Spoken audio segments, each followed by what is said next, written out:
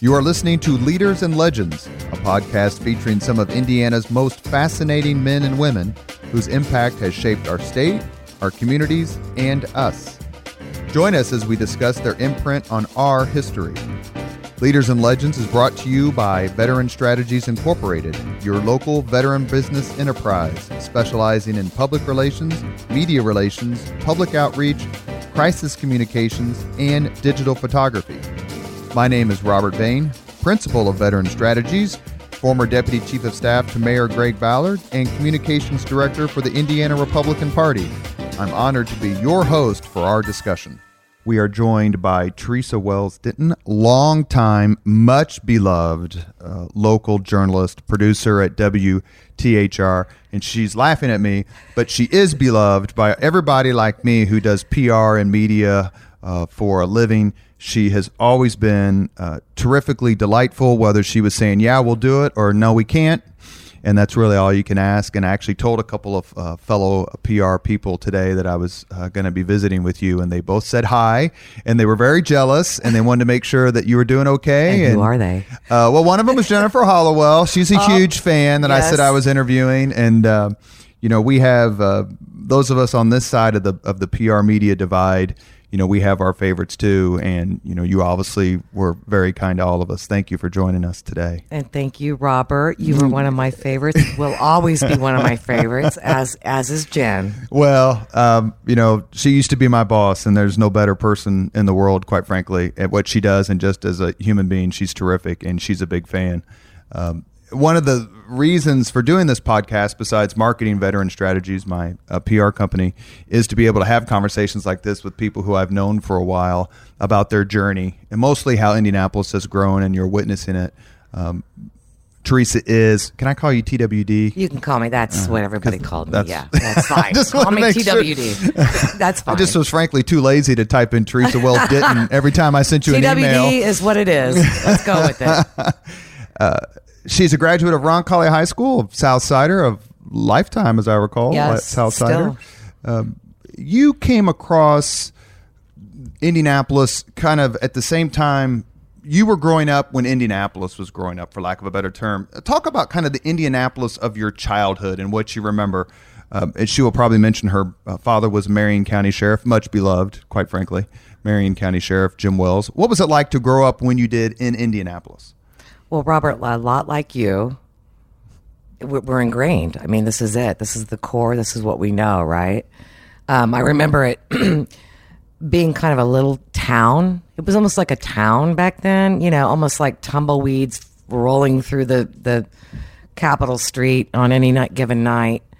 When the Colts moved here, actually, I'll back up. When the Pan Am Games, when we hosted that, to me, that was the turning point for us as a city. It was 79, is that right? 87. 87 were the Pan Am Games. 79 right. Is when Knight punched the guy, forgive me, down in Puerto Rico. Knight punched the guy in 79. In Puerto Rico, that's right. 87 but is when 87 is when I think, if I have to go back and say, what was the turning point? That was the start of it. And it's funny that everything that we think about that was the turning point, much of it, maybe not everything, but much of it was sports related. So that was big. The 87 Pan Am Games were a big deal. We were on the international stage, and I was like, my gosh, I live in a big city, even though, let's perhaps it wasn't there. that big city. Yeah, but, it felt like it. Well, and you go to other places like Boston or whatever, you're like, oh my God, or Chicago especially, you're like, oh my stars, this is a huge city. But Indianapolis has got 1 million people, and it's made its mark in more ways, and I want to get back to that. But your career in television, you mentioned about sports and Indianapolis kind of growing together, one fueling the other. Indianapolis was also, in my view, quite frankly, to hit the sports lottery at the time that television and sports were actually, they had walked down the aisle, but now they were happily married. What was it like to work in television as a TV producer, Channel 13, during that time when sports became kind of like inexorably linked with the city? Because TV is what helped fuel the sports boom as much as anything. It was, we were the connector to the community. I mean, why was this event important? Well, it was our job to explain why it was important, not only from an economic standpoint, but from just the whole community development standpoint and being a part of that and feeling proud. I mean, I think Indiana and people, Hoosiers who live here, they're proud people. And that was the beginning of that proud movement.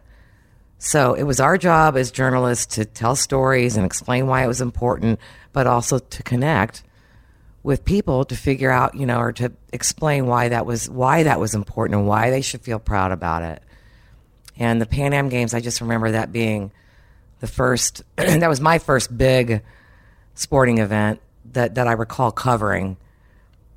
And we were in with everything. We were in every sport, every little nook and cranny of the community at that time, getting the pulse of people and what they thought.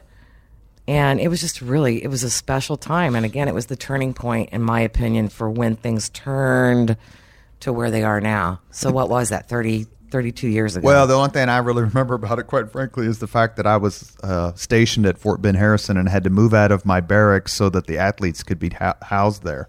I never heard of the Pan Am Games. All they did is say, well, don't get comfortable because we're getting ready to move you because, the athletes from Argentina or whatever are going to come move in here. It was also famous because that was the year that the U.S. lost the gold in basketball. But what is it? Is it because the Pan Am Games to you was like the culmination of everything that Luger and Hudnut had done to that point to make Indianapolis a player on a bigger stage?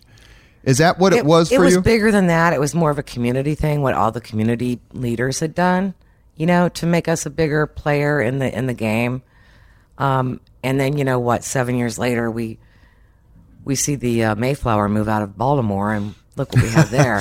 Well, let me ask you another question about that, because if memory serves, the Super Bowl that was held here, that was an NBC broadcast? Yeah, 2012. So when you were working on Super Bowl coverage, how often did you think back to the Pan Am Games? And like, wow, I can connect the dots between this and that. There's a direct connection between us hosting the Super Bowl and us hosting the Pan Am Games. I was just really in awe because I did connect that. And then I connected, oh my goodness, how many Final Fours. And now even looking ahead, we've got the national championship coming up and the NBA All-Star game. But the Super Bowl in 2012, that was... And there were a lot of things written about it, and they were all true. It was to me the cherry on top of everything we'd worked for since '87, and I think we're the envy of a lot of cities. I mean, you look around, even in our region. Does Cincinnati get what we get? They may get regional games, but they don't get big things. I mentioned in a previous podcast that for the Big Ten championship, Mike Greenberg from ESPN tweeted, Indianapolis is the best big game city in the country. In the country, not the Midwest, the country. The country. And it's a driver for everything. It's a driver for economics. It's a driver for, again, community engagement. It's a driver for Hoosier pride. I mean, it's a driver for, it's our identity. I think it's become our identity. And I'm really proud of it. I mean, I think it's wonderful. And you grew up here your whole life, went to Roncalli High School. Yes. You're a proud rebel. Yes, and you are too. Sort of. You're a hornet rebel. Yeah, by parental proxy, by checkbook. Yes, yes, I was too for rebel. 8 years. And what made you choose the path that you chose in terms of your career? When did you get the bug to be in journalism? The bug to be in journalism. When I have a good answer on this. Very succinct answer that I've thought about many times. When did I get this bug to like this and to want to seek truth and want to seek be an advocate for people, viewers? When did I want to hold people accountable? So here's when.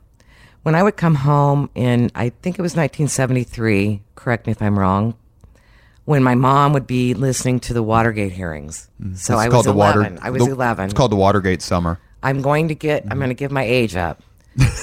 But she'd be fixing dinner, and I'd come home from school from St. Jude, and and I walked because we lived close.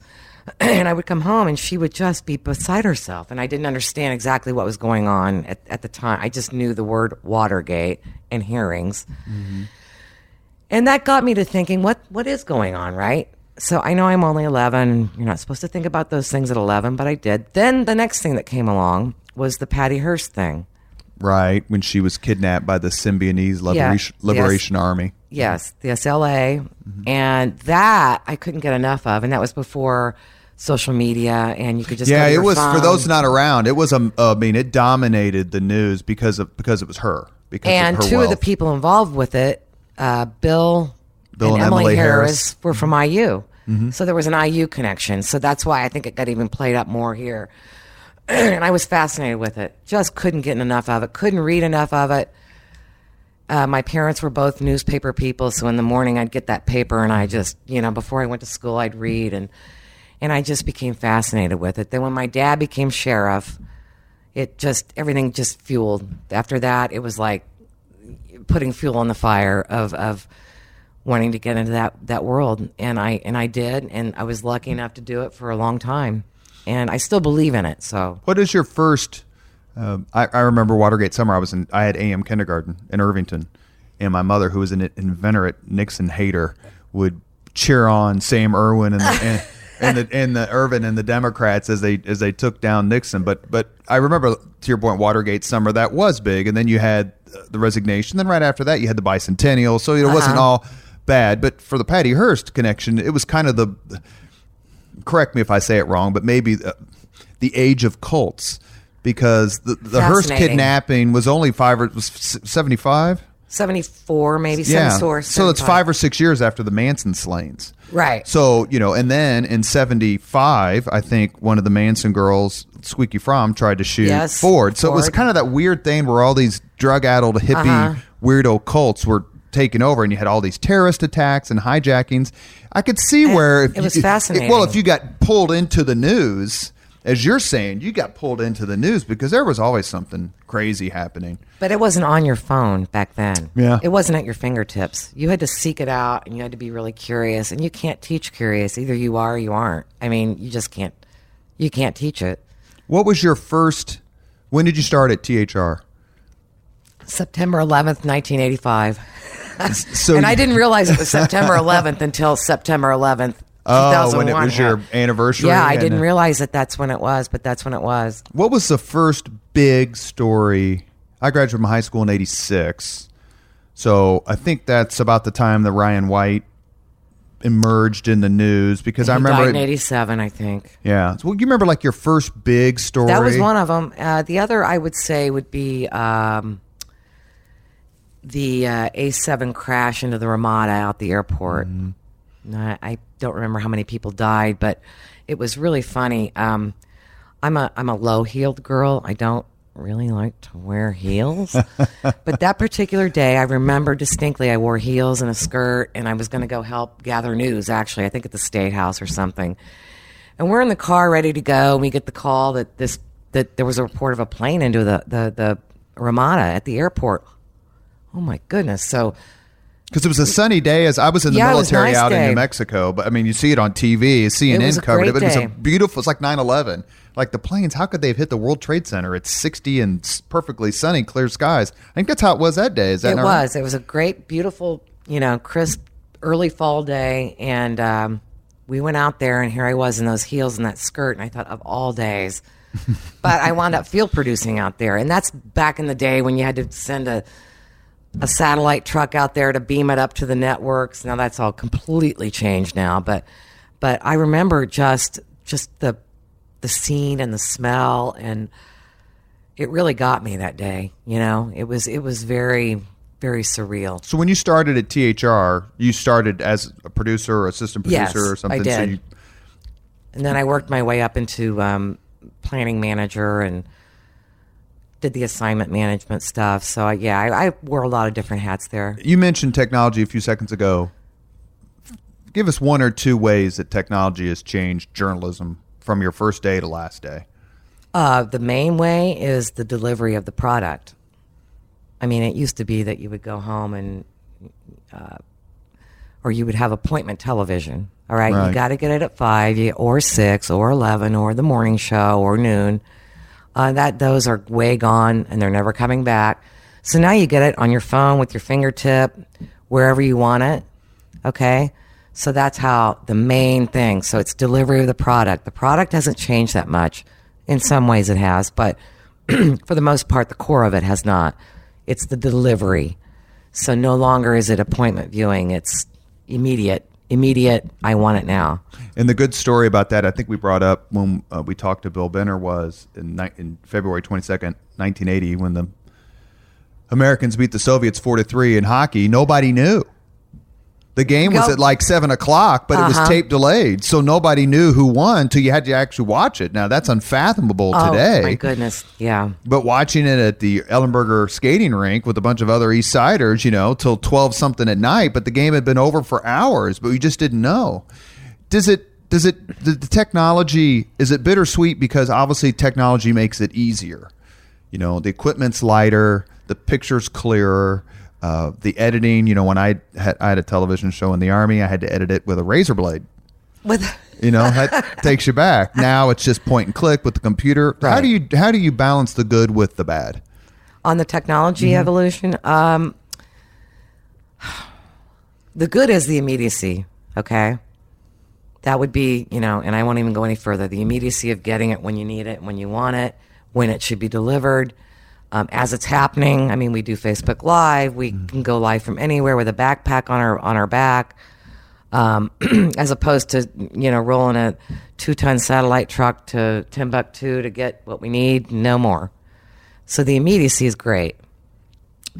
Sometimes I worry about the falling into the low-hanging fruit basket, and immediacy can equal low-hanging fruit. So. How does immediacy, what is that? How meaningful can that be? And I worry that the low-hanging fruit sometimes overtakes the important stuff.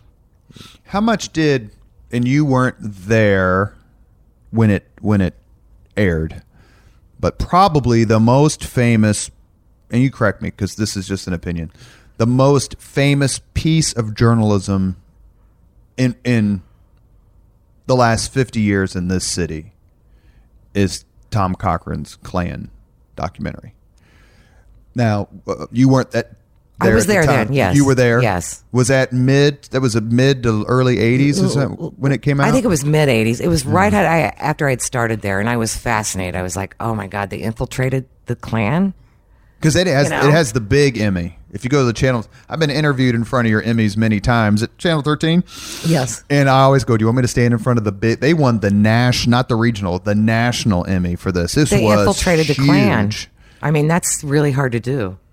In the interviews that they aired on television had language. You're just like, I can't believe they're allowing this. But it was relevant to what they were covering. What do you think of that piece or that sort of journalism, or maybe another 2 or 3 moments that are like, man, I'm really proud about what I do for a living? Well, I didn't do this, but I will tell you what I'm really proud of most recently is what Sandra Chapman's done in Franklin with the cancer cluster. Oh, yes. I have seen that. That's what journalism, in my opinion, that is like the definition right there. Don't even need to write any more words. Just look at those pieces. And you know what that came from? That came from, and it's just so underestimated and I think underappreciated, maybe not even known to most people, but that was, those were, Sandra responded to 2 mothers who had the same concerns because the children had cancer and they lived close, and Sandra simply responded. And that led to what it's led to now, which I believe the EPA is looking into it, and Donnelly's gotten involved with it, or before he left office, he did. Mm-hmm. That's journalism. That's civic journalism. That's making a difference. That's calling people out and holding them accountable. Why is the water and air contaminated down there? What happened? Who else is sick? What are we doing about it? All those questions. And so Sandra, to me, that piece most recently is one that I hold up and I say, well, that is why I still believe in local journalism. That's what our mission should be. You're listening to the Leaders and Legends podcast with local legend Theresa Wells-Ditton. We're having a conversation about journalism and Indianapolis and its transformation over the last several decades. What was your take as you were reading through the Stars story on USA Gymnastics? You said this is what journalism is about. That's another example. I mean, how much longer would Mr. Nassar have gone had they not investigated that? And hats off to the Star, because that was a great investigation and a great follow-up to the FBI IMPD potential link to what was going on with Mr. Penny. That's another good example of it. I wish we had more of it. I wish we would see more of it. Right? It's time consuming. Well, but your resources are the ones that are getting whacked. And the resources are being the turnover contracted. in the TV reporter community. This isn't a criticism; it's just an observation. The turnover in the TV reporter community just since I left the mayor's office in 2010 is astounding. It's astounding, and it makes it more difficult. Even the Star. I mean, it just recently had 4 or 5 other people leave. For people on my side of the PR world, it's like, okay, now who do I talk to? The Rich Van Wykes and the Dave McAnally's and Derek Thomas and those folks, Jim Shella, who we interviewed for another podcast. It creates opportunities, right, for younger journalists to do things a different way and bring a different perspective. So it's not all negative, but you sure do like when you work in PR to have, like, that's who I can call. And obviously you were one of those people. Ruth Ann Gordon, she's terrific. God love Ruth Ann. Hang in there, Ruth. That's right. What's it like when... I can only speak to it from this side of the divide. When a reporter comes to you and you're her producer or his producer, and they come to you and they sit down in your office or at your desk and go, we blew this one. We've got a significant error. What's it like when, because the idea, I think, that journalists don't care about right or wrong or true or false, I dismiss that. They have their biases and they have their relationships. But I've never encountered really a reporter who just didn't work hard to get it right. Now, I may not like their version of right, but I think they do. Take us through what it's like when you have someone, your reporter or someone come to you and go, oh, we made a huge mistake. How do you handle that? Because there's some pride and there's, it's more than just trying to get it right. It's got to kind of be a gut punch, I'm guessing. Truth is best. Be authentic. Own up to it. We didn't really have a whole lot of that. What I had was, especially on the political end, Robert, you'll get this. And I'm going to ask you about it. Angry people, angry campaign folks about polling that we would do. Because they didn't like your methodology or your pollsters? They didn't like our methodology, our pollsters, our results, or this or that. And we just had to stand firm and say, this is what we commissioned and this is what we have. And we're going to stand by it. And a lot of media, as I recall, they try to pair an R and a D pollster, like they do, and they're all R&D. Yeah. I mean, you find a few who are not, but very few, and they're very expensive. The ones who aren't, so that's why you don't see them as much anymore. Right, polls are expensive. Like Ann Selzer in Iowa, she's very good, and but she's great. She's awesome, but. It comes with a price, and I understand why it does. Take us back to, and Theresa's been involved in political coverage for THR for a long, long, long time.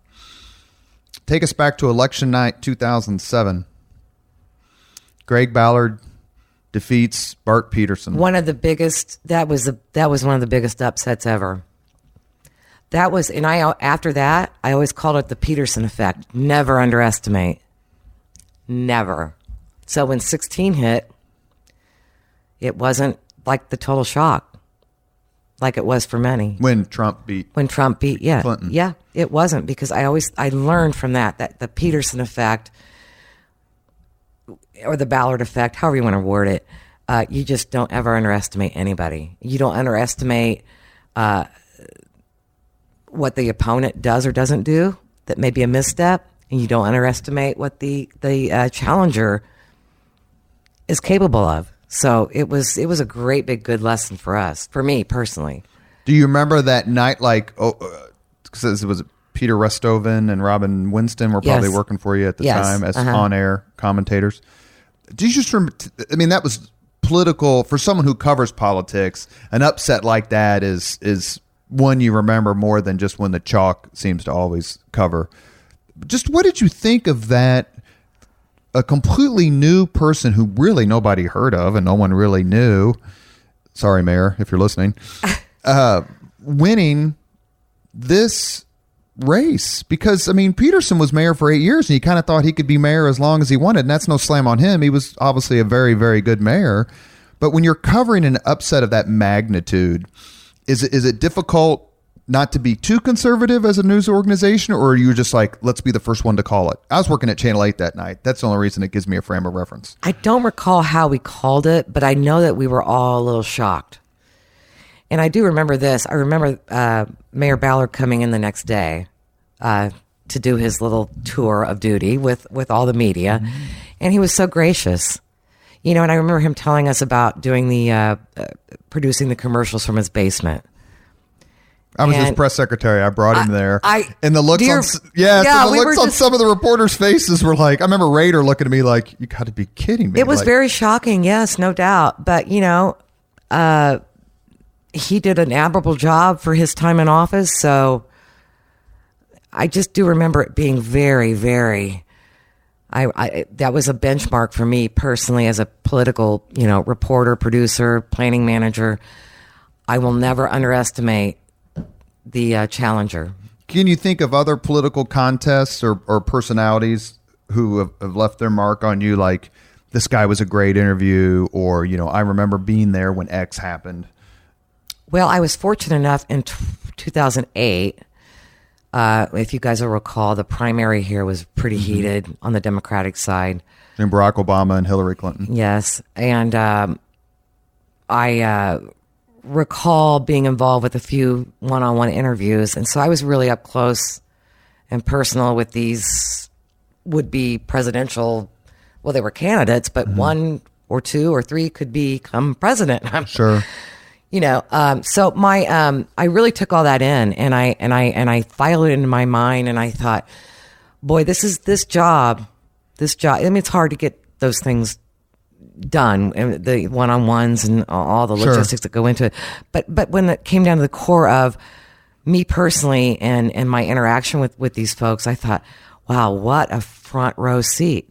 This is the best front row seat you could ever get. Because it was extraordinarily rare for Indiana to have a say in who the nominee was going to be, because our primary is in May and the caucuses and primaries for the election cycle start in early January, whether it's Iowa or New Hampshire. Same thing kind of happened in 2016 when the Republican primary extended through. But 2008 was the one that was the crazy. I mean, it was 6 weeks of surrogates in the state, and we were chasing them all over, and you didn't know really what was going to happen. And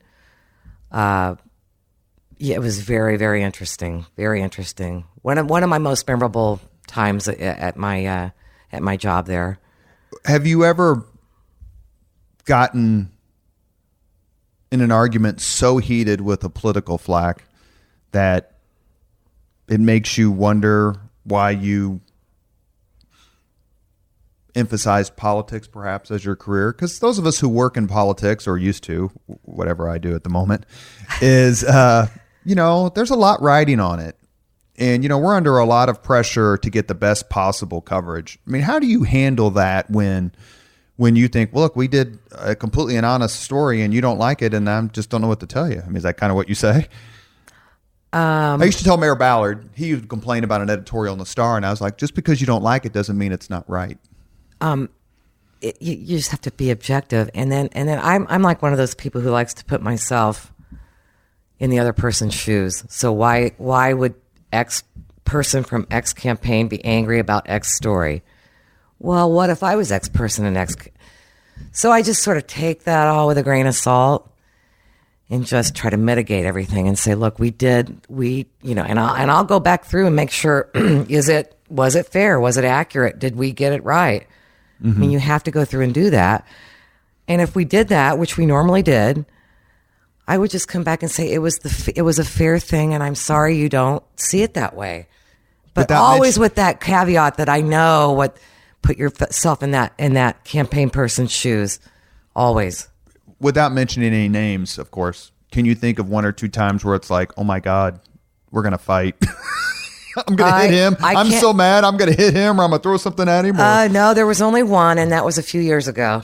I can't mention names. There was one, yes, and a kind of a nasty voice message, but I understood, so I didn't go there. I just let it go. And you can't. And so, does it make you? Does it embolden you to say, "Look, that's good journalism, and we're going to do it again if the facts present itself," or does it make you a little like, "Oh shoot, we've hit this guy in the mouth. Maybe we should leave him alone or her for a while"? We speak truth. I mean, you have to speak truth, and then you have to hold these. You know, these people who run for public office. They're big boys, big girls, and I always feel like they have to be able to be held accountable. Accountable for that, or to whatever questions are asked or standards are set out. I mean, they have to be held accountable or don't run. It's really simple in my book. No, that's true. And obviously that deters a lot of people. Some people it doesn't. But some people may are like, you know what? Why would I put my family through that? You know, because I got a DUI 27 years ago and now everybody's going to know about it. Or, you know, my wife and I split up for 2 years and then we got back together and it's going to be on the front page of the paper. I mean, it seems to me. And that's really unfortunate because I think it does deter a lot of younger people from jumping in and getting involved and exploring perhaps being a candidate on either side of the aisle. And that is really unfortunate. Let me make a statement and you can attack it. And this shows my bias from a political nature. The media, whether mostly national but perhaps local, is hopelessly, ridiculously liberal. You want me to attack that? Please. Or say, Robert, you have hit upon the truth. Robert, I'm going to tell you this, that most people that I've worked with in a newsroom in my 30 plus years, the majority were not liberal. They were completely the opposite and still are. From their personal, if you went in and looked at their primary voting record, if they even vote in the primary, it would not be on a D end. It would be not on a D end. They would be very conservative in nature, conservative thinking. It's really incredible when I hear liberal media and I'm thinking, but I worked with a lot of, you know, conservative folks and middle of the road people. Very few liberal, what we would call liberal, right? I mean, very few, by definition, liberal. In my world, in my experience in local. Sure. So you get a call from 1600 Pennsylvania Avenue in Washington, D.C., which is where the White House is. So the President of the United States wants to come see you, or wants you to come see him to visit. He's going to give you a half hour of his time. Help him with his media relations. You obviously know Mark Lauder, who worked for the vice president, and we have some other Indiana connections there, obviously. What would you tell him? Would you say, Mr. President, you asked for my advice, here it is? As far as us coming to do that, or him paying you $100,000 for a half hour of your time to say, help me understand the media and tell me what I'm doing wrong, or tell me everything I'm doing is great? Well, you have to be truth. You would have to be objective and tell the truth. And no matter which way the cookie crumbles on that, it's truth, and you can't. But are you personally like upset or offended when you hear fake news? Yeah. Yes, I was when I was still with 13, yes. Because I knew what we did every day was not fake. I mean, what we did every day was, again, you know, connecting with our community, holding people accountable, especially public officials, seeking truth, you know, reporting with a compassionate heart and a critical thought in our mind, all those things. And I know that that's what every journalist who's a true journalist, that's the mission every day. Those points. It's not fake. And so you would tell him it's not fake. I would say it's not fake. That's who we are. That's what we do. That's what our mission is. And it's offensive when I hear that term, because that's not what I knew for 30 plus years. And that's not what I believe is still going on, you know, locally, nationally. Did you ever have a chance to go work for a politician? Did you ever get approached? My dad in 1978. No. Well, I'm assuming you worked for him when he was running for sheriff. I've given it thought, but no, I don't think that's where I want to go. But no one ever approached you and said, "Hey, come," because there's a lot of crossover these days that there quite frankly didn't used to be. I mean, Mark Lauder. Mark Lauder used to be at Channel 6. Prophet, who works for Curtis Hill now. The terrific Jeremy Brilliant, who worked for Curtis Hill and then left. Maureen Hayden, who used to work for, I think it was CHNI or CNHI. The newspaper conglomerate, I believe. Yeah, that's right. Who went to go work for, I believe it was Suzanne Crouch. Is that correct? So there's more of that than there used to be. Is that a good thing, a bad thing? Does it make you kind of go, well, you covered this Republican, now you went to go work for this Republican or Democrat. So what exactly was happening? Because there was a lot of discussion of that during the Obama years, because there were a tremendous number of journalists who went to go work for the administration. People on my side of the aisle, noted that with a little bit of disdain. Inherently, I think journalists should have the I word, integrity. Okay. And so to me, it's an easy, smooth transition if you're going to go work for a public office holder. Because that person, too, should just embody integrity. So integrity, get it? I mean, you're just crossing right over from one part of integrity to the other part of integrity, theoretically. Sure. That's kind of how I look at it, and I don't have a problem with anyone doing it. We talked earlier about personal beliefs and being a journalist and how they can intersect, and intersect is very difficult. We're here, Leaders and Legends, with Theresa Wells-Ditton, longtime television producer here in Indianapolis, lifelong Southsider, very proud Roncalli rebel. Roncalli has been in the news in 2018 and probably will continue for a while. Without diming each other out, you and I had a text exchange that weekend before the story hit. My kids go to Roncalli, so that's why I was bird dogging it. And you probably had two separate hats on as a journalist who has going to have to cover it, and as someone who is very proud of what is honestly a terrific, terrific school. Tell me a little bit about how you, I'm not going to say kept it professional, because that's not the right way to put it, but like put up the Chinese wall, as the lawyer said. Yeah. I was just, again, honest and authentic with everybody that I dealt with through that time. I'm assuming the school was smart enough to contact you at some point. Well, I contacted them, and they were very authentic and as honest as they could be about the situation. There were some legalities involved, so they couldn't completely give me everything, but I appreciated what they did give me, right? And I reached out to Shelley and Shelley Fitzgerald, who's the counselor at Roncalli, whose marriage to same-sex marriage was put in the news by somebody or some people. Yeah. And it became a significant controversy here in Indianapolis because she was forced to leave her job as a result. I think she's still on leave, but basically, yes, she's on paid leave. And I didn't know Shelley, so I was sort of taking a chance, and I wound up getting to know her. And did I feel conflicted? I certainly did. I felt very conflicted. I understood Shelley and that dynamic and that issue. Yet I'm, born and bred Southsider, and I'm a Roncalli rebel, and I sent two kids through there.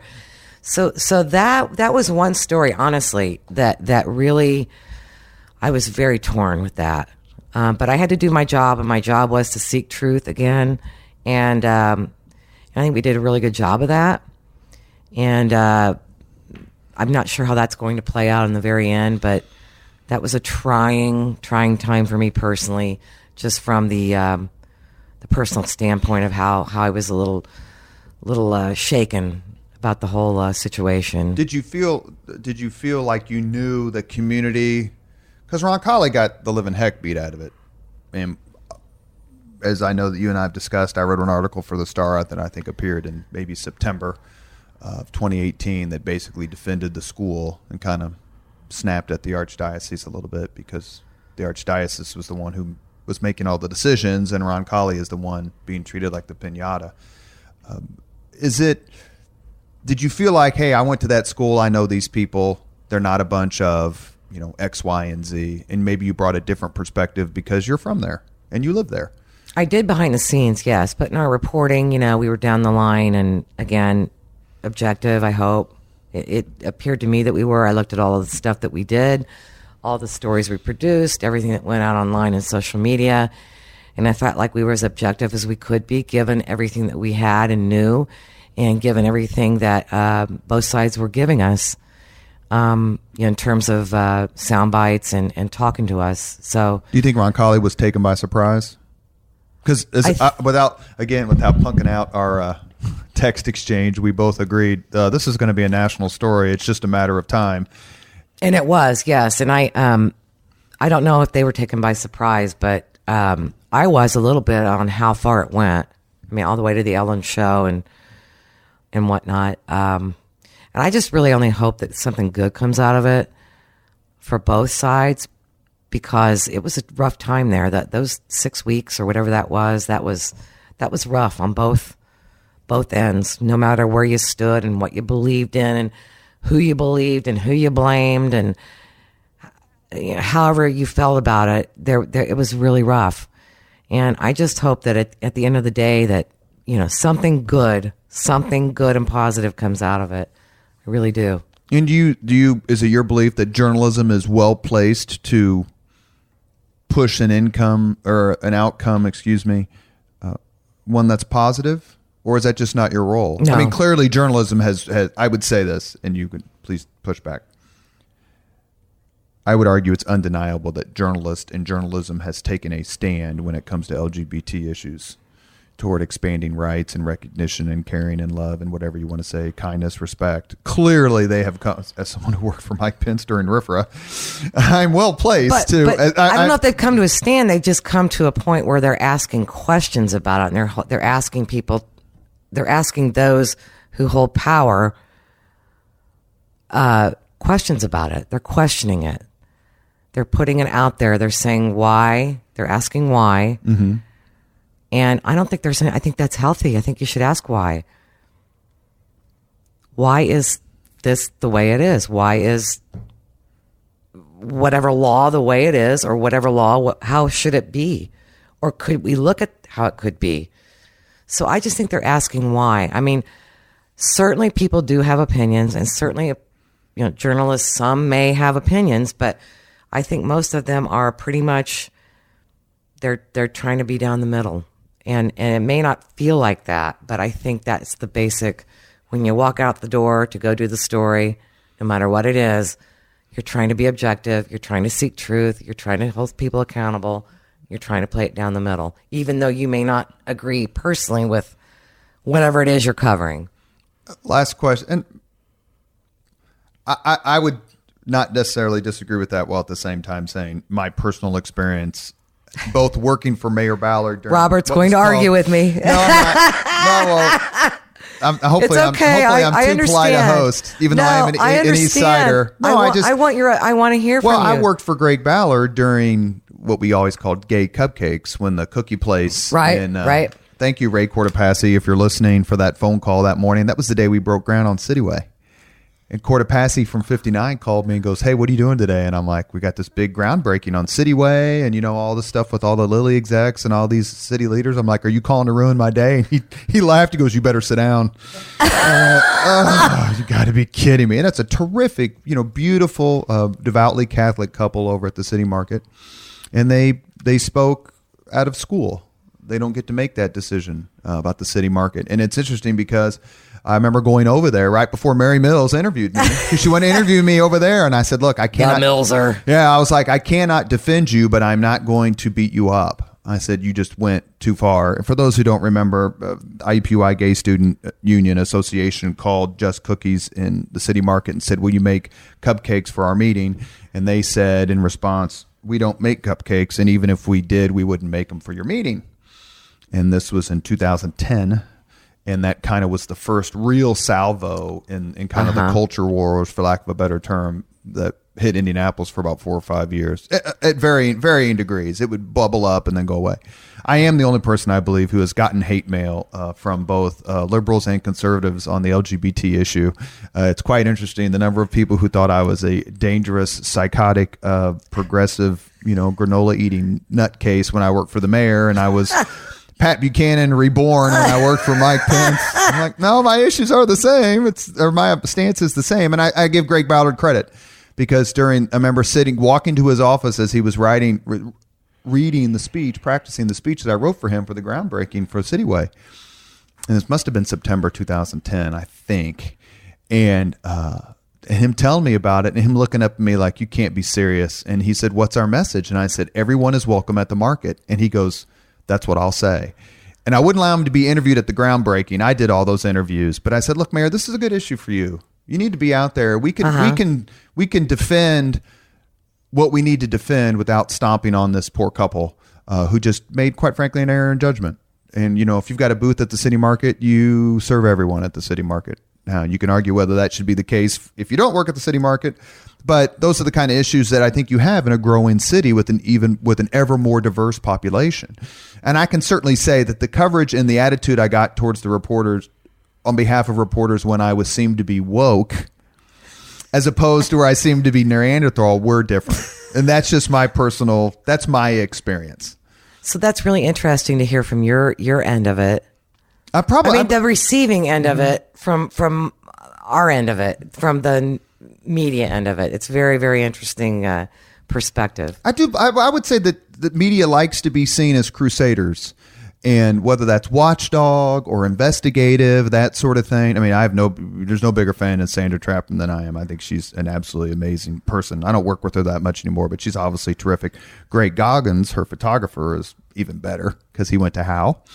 Anyway, and so I would say that for the media, LGBT is their version of the 50s, 60s civil rights movement. And I think that they, much as the media in the 60s finally took a stand and said, we need to help out this movement because it's long overdue. I do believe the media has consciously or subconsciously said, this is our our civil righght movement. But they could be taking a cue from society. So I don't know. I agree. That they're just listening to what we are listening to what we're hearing viewers and folks share with us. And again, that goes back to just the whole social media evolution. That's why you hear about those kind of issues so often, frequently, and with so much passion, because there's an outlet now for people to share their thoughts. Sure. And that just, to your point about newspapers and stuff, and when you were a kid, that just didn't exist. No. I mean, it was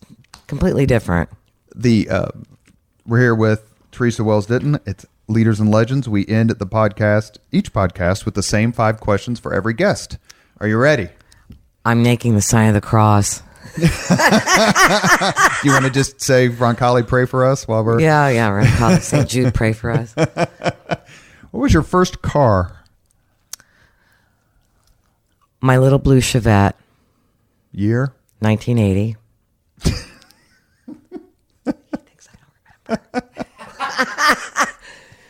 It may have been. Wait a minute. It may have been the '76 Sportabout that got handed down. It had like paneling. It was the first car you paid for. Oh, that would be you paid for. You bought with your money because you have a job. I paid for. I bought it off Welliver, John Welliver, killed in the 1992 mid-air plane crash. Mm-hmm. They owned a dealership down in Martinsville, and it was a 1980 Chevy tan stick shifty junker. Did you spring for the tape deck? I think I did, yeah. It had air conditioning in it, so that was good. What was the first concert you attended? Peter Frampton. Frampton Comes Alive era? 1976. Where'd you go see him? Market Square Arena. Come on, where Brand else? new Market Square Arena. Hadn't been around. The live version of Do You Feel Like We Do is one of the greatest songs of all time. I liked his long curls versus the short. Do you remember if his shirt was unbuttoned? I don't remember that. I just remember that my mom and dad weren't real keen on me going. I was only like 15. Did you go by yourself? No, I don't remember who I went with. I think I had a date or something, and that was even worse. I mean, it was like, oh, for them, it was worse. Not for me, it was fun. I don't know that we've come up with anything better yet than Ballard's first concert, which was Sly and the Family Stone. Oh, yeah. At Bloomington. Oh, my. If you could recommend one book for anyone to read, which book would you recommend? Honestly, I'm not much of a reader, but right now, and this is probably going to set Robert on fire, but I am currently reading Becoming. That was going to be my guess. The autobiography is it considered an autobiography by Yes, Mrs. Obama? By Michelle I just Obama? have a real. I really envy and enjoy smart women and men, but smart women. I'm fascinated with it. It. If the Democrats don't run her for president in 2020, they're making a huge mistake. I can't believe that's not been discussed from day one to the end of days. I think she would be a terrific, formidable candidate. And you know, would I vote for her? No. But I tell you what, I would shake her hand all day for what she did for veterans. She was particularly and their families. Good. I mean, families. Yeah. I mean, that was one of her causes and passions. Absolutely right. If you could witness any event in history, be there when it happened, which event would you choose? That's a good question. I think I did already, which is kind of a weird answer for you. You already witnessed it, or you already told me? I witnessed it. Mm-hmm. I was able to go field produce for the 2009 inauguration, and I knew that was history, that when Obama was sworn in. And again, like or dislike, that's not what I'm getting at. I'm getting at the fact that was history. And sure. I stood there in that mall, and I was with really maybe millions of people. I've never seen that many people. And we were there to do a job and whatnot, but there were times when I just stood there and went, wow. You know, I hope my kids pass this along to my grandkids, and I hope that this can be woven into them and that they understand how big that was. Again, like or dislike, sure, or political aside, that was history. And that's the same reason why Catholics are particularly proud of John F. Kennedy. And that would be my second one. You would have to know the tremendous amount of anti-Catholic, Klan-driven bigotry in the 50s, you know, post World War I especially, that he had to run against. Now it's being Catholic is seen as this incredible, you know, benefit. And it wasn't just a generation ago that, you know, he had to give speech after speech about, I'm not going to take orders from the Pope. That just seems ridiculous now. But it was a real issue back then. And I think that would be the second thing that I would have liked to have witnessed and been around. If you could, last question before we let you go. If you could have dinner with anyone in the world, who would you choose? Anyone living right now? Anyone living right now? Boy, Robert, these are stumpers. That's what we do here at Leaders and Legends. Stumper questions. I'm sorry, I've been interviewed by Siegel, Mills, even Van White gave me a hard time every once in a while. What's it like being on the other side of the... This is very weird. Yes, no kidding. We don't even have the Klieg lights on you, man. Boy, dinner with anybody in the world. Couple hours just to have a conversation.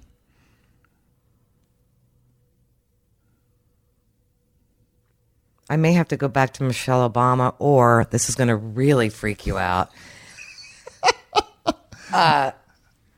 I'm really fascinated with Lady Gaga. Why? Other than the fact that she's immensely talented. Because of that. And I just want to know, and she's Catholic too. I don't know if you know that. Yes, because is it Italian? She has this beautiful, was it Italian? Stephanie, well, I don't even know what her name. But her real name is this beautiful Italian, I think, name. Yeah, and I'm just fascinated with her evolution from singing to acting, and I just think that anybody with that much talent would be interesting to speak with or to listen to, mainly listen to. ask a few questions and see what happens. The way you hesitated, I thought you were going to pull out Jane Fonda, and then I'm not going that. No, and I don't know. You'd have been right. That would have been Lady tough. Gaga might sound so superficial, but I think there's a lot there. I think there's a heck of a lot there. Well, if you read biographies and autobiographies and interviews with people, even famous people who are particularly well known for X, Y, or Z, right? Whatever that is. There's a common theme. And one of the things that's a common theme when you read about successful, well-known people, celebrities or scholars or whatever, they'll almost all say, if asked, what intimidates you? Their answer is almost always talent. Like just raw talent is intimidating to certain people, to a lot of these celebrities, because they encounter it so much. Right. So someone who's, a wonderful singer looks at Barbra Streisand and goes, she's just so incredibly talented, I find it intimidating. And there are other examples in sports and other that. So what you say about that makes sense. It's just because she's a celebrity for that reason doesn't mean that she can't be intimidating or talented or make an impact, as she clearly does in some of her charity work and things like that. No, they're no wrong answers. That's for sure.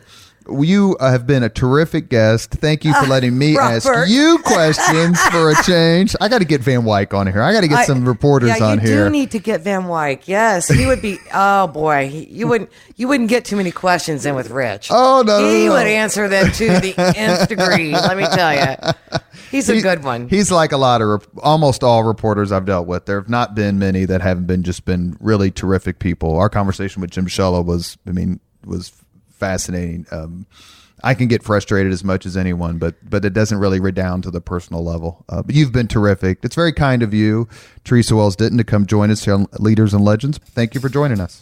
Thank you very much for listening to Leaders and Legends, brought to you by Veteran Strategies Incorporated. If you want to contact us about this program or our menu of public relations services, please send us an email at robert@veteranstrategies.com. That's robert@veteranstrategies.com.